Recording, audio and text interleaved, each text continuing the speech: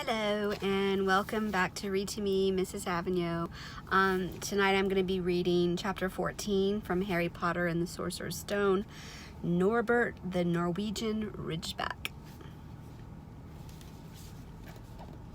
Quirrell, however, must have been braver than they'd thought. In the weeks that followed, he did seem to be getting paler and thinner, but it didn't look as though he'd cracked yet. Every time they passed the third-floor corridor, Harry, Ron, and Hermione would press their ears to the door to check that Fluffy was still growling inside. Snape was sweeping about in his usual bad temper, which surely meant that the stone was still safe. Whenever Harry passed Quirrell these days, he gave an enormous sort of smile, and Ron had started telling people off for laughing at Quirrell's stutter. Hermione, however, had more on her mind than the Sorcerer's Stone. She had started drawing up study schedules and colour-coding all her notes. Harry and Ron wouldn't have minded, but she kept nagging them to do the same. "Hermione, the exams are ages away." 10 weeks, Hermione snapped. "That's not ages. That's like a second to Nicholas Flamel." "But we're not 600 years old," Ron reminded her. "Anyway, what are you studying for? You already know it all." "What am I studying for? Are you crazy? You realise we need to pass these exams to get into the second year? It's very important. I should have started studying a month ago. I don't know what's gotten into me." Unfortunately, the teacher seemed to be thinking along the same lines as Hermione. They piled so much homework on them that the Easter holidays weren't nearly as much fun as the Christmas ones. It was hard to relax with Hermione next to you reciting the 12 uses of magic's blood or practicing wand movements. Moaning and yawning, Harry and Ron spent most of their free time in the library with her, trying to get through all their extra work. "I'll never remember this," Ron burst out one afternoon, throwing down his quill and looking longingly out of the library window. It was the really first fine day they'd had in months. The sky was a clear, forget-me-not blue, and there was a feeling in the air of summer coming. Harry, who was looking up Dittany in 1000 Magical Herbs and Fungi, didn't look up until he heard Ron say, "Hagrid, what are you doing in the library?" Hagrid shuffled into view, hiding something behind his back. He looked very out of place in his moleskin overcoat. "Just looking," he said in a shifty voice that got their interest at once. "And what are you lot up to?" He looked suddenly suspicious. "You're not still looking for Nicholas Flamel, are you?" "Oh, we found out who he is ages ago," said Ron impressively, "and we know what that dog's guarding. It's the Sorcerer's Shh!" Hagrid looked around quickly to see if anyone was listening. "Don't go shouting about it. What's the matter with you?" "There are a few things we wanted to ask you, as a matter of fact," said Harry, "about what's guarding the stone apart from Fluffy." "Shh!" said Hagrid again. "Listen, come and see me later. I'm not promised that I'll tell you anything, mind, but don't go rabbiting about it in here. Students aren't supposed to know. They'll think I've told you." "See you later, then," said Harry. Hagrid shuffled off. "What was he hiding behind his back?" said Hermione thoughtfully. "Do you think he had anything to do with the stone?" "I'm going to see what section he was in," said Ron, who'd had enough of working. He came back a minute later with a pile of books in his arms and slammed them down on the table. "Dragons!" he whispered. Hagrid was looking up the stuff about dragons. "Look at these. Dragon species of Great Britain and Ireland, from egg to inferno, a dragon keeper's guide." "Hagrid's always wanted a dragon. He told me so the first time I ever met him," said Harry. "But it's against our laws," said Ron. "Dragon breeding was outlawed by the Warlocks Convention of 1709. Everyone knows that. It's hard to stop muggles from noticing us if we're keeping dragons in the back garden. Anyway, you can't tame dragon. It's dangerous. You used to see the Burns. Charlie's got off wild ones in Romania." "But there aren't wild dragons in Britain," said Harry. "Of course there are," said Ron. "Commonwealth green and Hebridean blacks. The Ministry of Magic has a job hunting them up, I can tell you. Our kind have to keep putting spells on muggles who've spotted them to make them forget." "So what on earth Hagrid up to?" "What on earth's Hagrid up to?" said Hermione. When they knocked on the door of the gamekeeper's hut an hour later, they were surprised to see all the curtains were closed. Hagrid called, "Who is it?" before he let them in, and then he shut the door quickly behind them. It was stifling hot inside. Even though it was such a warm day, there was a blazing fire in the grate. Hagrid made them tea and offered them stout sandwiches, which they refused. So, you wanted to ask me something? Yes, said Harry. There's no point beating around the bush. We were wondering if you could tell us what's guarding the Sorcerer's Stone apart from Fluffy. Hagrid frowned at him. Of course I can't, he said. Number 1, I don't know myself. Number 2, you know too much already, so I wouldn't tell you if I could. That stone's here for a good reason. It was almost stolen out of Gringotts. I suppose you worked that out and all. Beats me how you even know about Fluffy. Oh, come on, Hagrid. You might not want to tell us, but you do know. You know everything that goes on around here, said Hermione in a warm, flattering voice. Hagrid's beard twitched, and they could tell he was smiling. We only wondered who had done the guarding, really, Hermione went on. We wondered who Dumbledore had trusted enough to help him, apart from you. Hagrid's chest swelled at these last words. Harry and Ron beamed at Hermione. Well, I don't suppose it could hurt to tell you that. Let's see. He borrowed Fluffy from me. Then some of the teachers did enchantments. Professor Snape, Professor Flitwick, Professor McGonagall. He took them off his fingers. Professor Quirrell. Dumbledore himself did something, of course. Hang on, I've forgotten someone. Oh, yeah, Professor Snape. Snape? Yeah, you're still not on about that, are you? Look, Snape helped protect the stone. He's not about to steal it. Harry knew Ron and Hermione were thinking the same as he was. If Snape had been on and protecting the stone, it must have been easy to find out how the other teachers had guarded it. He probably knew everything except exceed Quirrell's spell and how to get past Fluffy. You're the only one who knows how to get past Fluffy, aren't you, Hagrid? Said Harry anxiously. And you wouldn't tell anyone, would you? Not even one of the teachers? Not a soul knows except me and Dumbledore, said Hagrid proudly. Well, that's something, Harry muttered to the others. Hagrid, can we have a window open? I'm boiling. Can't, Harry, sorry, said Hagrid. Harry noticed him glance at the fire. Harry looked at it too. Hagrid, what's that? But he already knew what it was. In the very heart of the fire, underneath the kettle, was a huge black egg. Ah, said Hagrid, fiddling nervously with his beard. That's her. Where did you get it, Hagrid? Said Ron, crouching over the fire to get a closer look at the egg. It must have cost you a fortune. Won it, said Hagrid. Last night I was down in the village having a few drinks and got into a game of cards with a stranger. Think he was quite glad to get rid of it, to be honest. But what are you going to do with it when it's hatched? Said Hermione. Well, I've been doing some reading, said Hagrid, pulling a large book from under his pillow.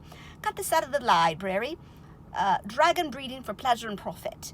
It's a bit out of date, of course, but it's all in here. Keep the egg in the fire, because their mothers breathe on them, see? And when it hatches, feed them on a bucket of brandy mixed with chicken blood every half hour.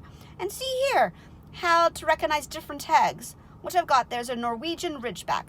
They're rare, them. He looked very pleased with himself, but Hermione didn't. Hagrid, you live in a wooden house, she said. But Hagrid wasn't listening. He was humming merrily as he stoked the fire. So now they had something else to worry about. What might happen to Hagrid if anyone found out he was hiding an illegal dragon in his hut? Wonder what it's like to have a peaceful life, Ron sighed as evening after evening they struggled through all the extra homework they were getting. Hermione had now started making study schedules for Harry and Ron too. It was driving them nuts. Then, one breakfast time, Hedwig brought Harry another note from Hagrid. He had written only 2 words, "It's hatching." Ron wanted to skip herbology and go straight down to the hut. Hermione wouldn't hear of it. Hermione, how many times in our lives are we going to see a dragon hatching?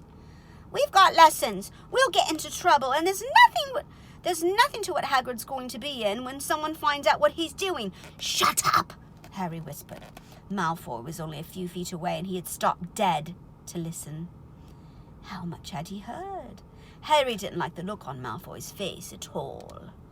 Ron and Hermione argued all the way to herbology, and in the end, Hermione agreed to run down to Hagrid's with the 2 other during morning break. When the bell sounded from the castle at the end of their lesson, the 3 of them dropped the trowels at once and hurried through the grounds to the edge of the forest. Hagrid greeted them, looking flushed and excited. It's nearly out. He ushered them out inside. The egg was lying on the table. There were deep cracks in it. Something was moving inside. A funny clicking noise was coming from inside it. They all drew their chairs up to the table and watched with bated breath. All at once there was a scraping noise and the egg split open. The baby dragon flopped onto the table. It wasn't exactly pretty. Harry thought it looked like a crumpled black umbrella. Its spiny wings were huge compared to its skinny jet body. It had a long snout with wide nostrils, the stubs of horns and bulging orange eyes. It sneezed. A couple of sparks flew out of its snout. "Isn't he beautiful?" Hagrid murmured. He reached out a hand to stroke the dragon's head. It snapped at its fingers, showing pointed fangs. "Bless him, look, he knows his mummy," said Hagrid. "Hagrid," said Hermione, "how fast do Norwegian Ridgebacks grow exactly?" Hagrid was about to answer when the colour suddenly drained from his face. He leapt to his feet and ran to the window. "What's the matter?" "Someone was looking through the gap in the curtains. It's a kid. He's running back up to the school." Harry bolted to the door and looked out. Even at a distance, there was no mistaking him.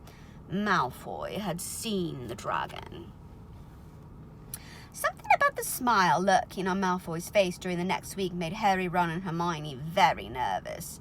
They spent most of their free time in Hagrid's darkened hut trying to reason with him. "Just let him go," Harry urged. "Set him free." "I can't," said Hagrid. "He's too little. He'll die." They looked at the dragon. It had grown 3 times in length in just a week. Smoke kept furling out of its nostrils. Hagrid hadn't been doing his gamekeeping duties because the dragon was keeping him so busy. There were empty brandy bottles and chicken feathers all over the floor. "I've decided to call him Norbert," said Hagrid, looking at the dragon with misty eyes. "He really knows me now. Watch." "Norbert! Norbert! Where's Mummy?" "He's lost his marbles," Ron muttered in Harry's ear. "Hagrid," said Harry loudly, "give it 2 weeks and Norbert's going to be as long as your house. Malfoy could go to Dumbledore at any moment." Hagrid bit his lip. I know, I can't keep him forever, but I can't just dump him. I can't." Harry suddenly turned to Ron. "Charlie," he said. "You're losing it too," said Ron. "I'm Ron, remember?" "No! Charlie, your brother Charlie in Romania, studying dragons. We could send Norbert to him. Charlie can take care of him and then put him back in the wild." "Brilliant," said Ron. "How about it, Hagrid?" And in the end, Hagrid agreed that they could send an owl to Charlie to ask him. The following week dragged by. Wednesday night found Hermione and Harry sitting alone in the common room long after everyone else had gone to bed. The clock on the wall had just chimed midnight when the portrait hole burst open. Ron appeared out of nowhere as he pulled off Harry's invisibility cloak. He had been down at Hagrid's hut, helping him feed Norbert, who was now eating dead rats by the crate. "It bit me," he said, showing them his hand, which was wrapped in a bloody handkerchief. "I'm not going to be able to hold a quill for a week. I tell you, that dragon's the most horrible animal I've ever met. But the way Hagrid goes on about it, you'd think it was a fluffy little bunny rabbit. When it bit me, he told me off for frightening it, and when I left, he was singing it a lullaby." There was a tap on the dock window. "It's Hedwig," said Harry, hurrying to let her in. "She'll have Charlie's answer." The 3 of them put their heads together to read the note. "Dear Ron, how are you? Thanks for the letter. I'll be glad to take the Norwegian Ridgeback, but it won't be easy getting him here.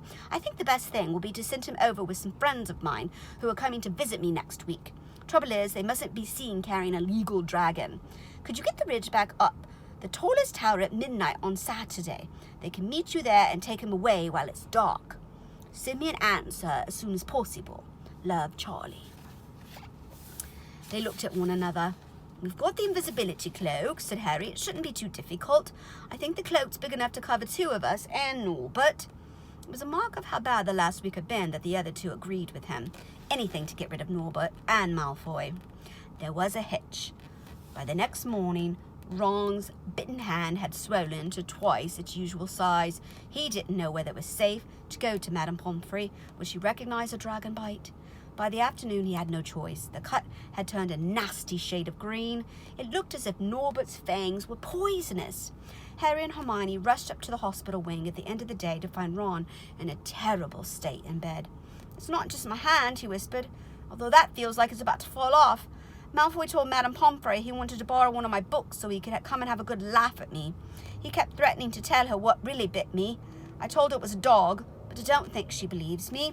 I shouldn't have hit him at the Quidditch match. That's why he's doing this. Harry and Hermione tried to calm Ron down. To be all over at midnight on Saturday, said Hermione. But this didn't soothe Ron at all. On the contrary, he sat bolt upright and broke into a sweat. Midnight on Saturday? He said in a hoarse voice. Oh no, I've just remembered. Charlie's letter was in that book Malfoy took. He's going to know we're getting rid of Norbert. Harry and Hermione didn't get a chance to answer.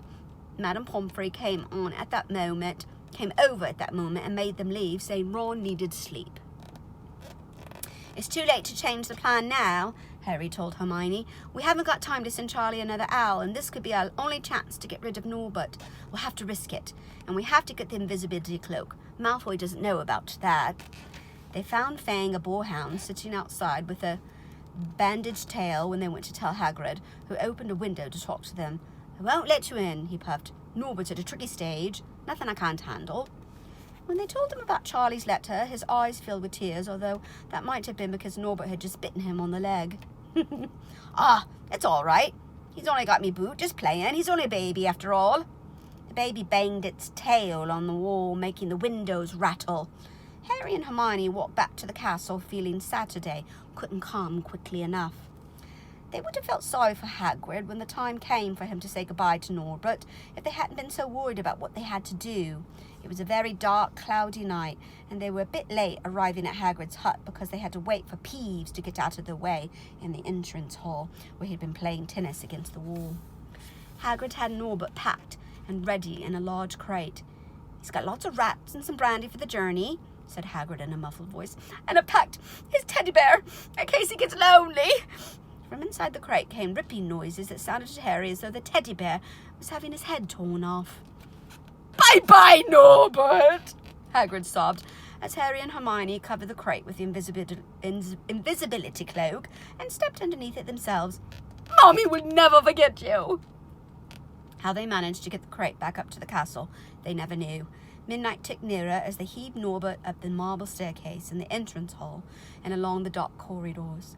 Up another staircase, then another, even when Harry's shortcuts didn't make the work much easier. Nearly there, Harry panted as they reached the corridor beneath the tallest tower. Then a sudden movement ahead of them made them almost drop the crate. Forgetting that they were already invisible, they shrank into the shadows, staring at the dark outlines of two people grappling with each other 10 feet away. A lamp flared. Professor McGonagall, in tartan bathrobe and a hairnet, had Malfoy by the ear. Detention! She shouted. And 20 points from Slytherin! Wandering around in the middle of the night! How dare you! You don't understand, Professor. Harry Potter's coming. He's got a dragon. What utter rubbish! How dare you tell such lies? Come on, I shall see Professor Snape. About you, Malfoy. The steep spiral staircase up to the top of the tower seemed the easiest thing in the world after that. Not until they stepped out into the cold night air, did they throw off the cloak, glad to be able to breathe properly again. Hermione did a sort of jig.